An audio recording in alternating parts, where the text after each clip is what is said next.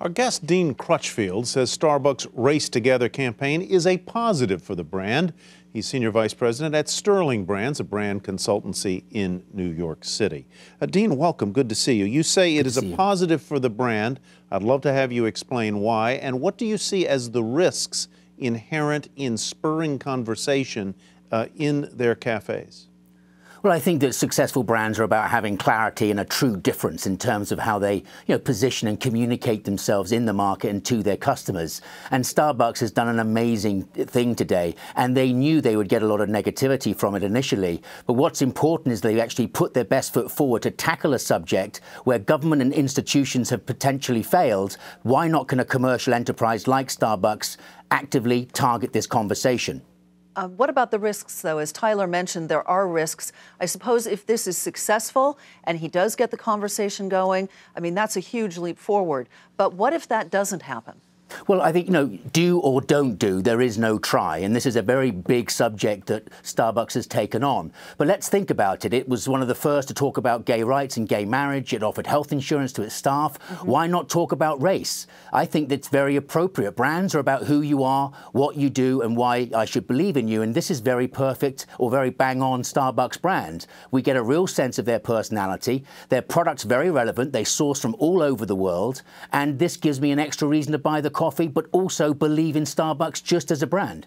It might give you an extra reason to buy the coffee, but I can well imagine that it might give some people some pause who don't want to be engaged or evangelized or choose your descriptor there when they're going in basically to buy a latte and get out.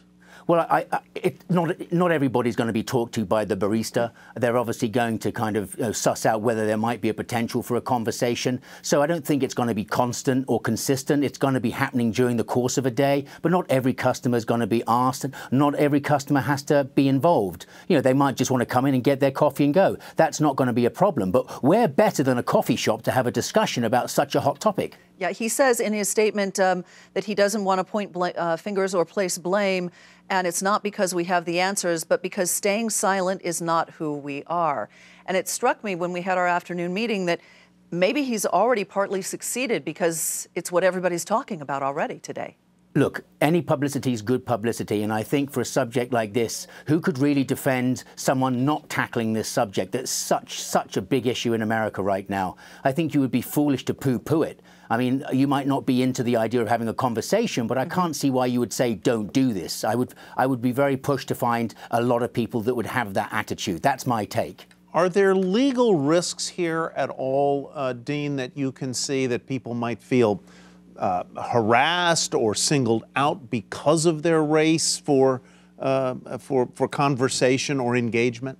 Well, litigation is a $258 billion market in America, so this is a country that certainly will go after something if they think there's that opportunity. If someone feels that they've been discriminated against or they've been embarrassed, these situations might occur. There might even be moves from some baristas saying that they don't want to be involved. Who knows? But this is a business that's very sophisticated. It knows what it's doing. It has very powerful agency partners. It must have discussed this with its PR. They knew they would get a lot of negativity.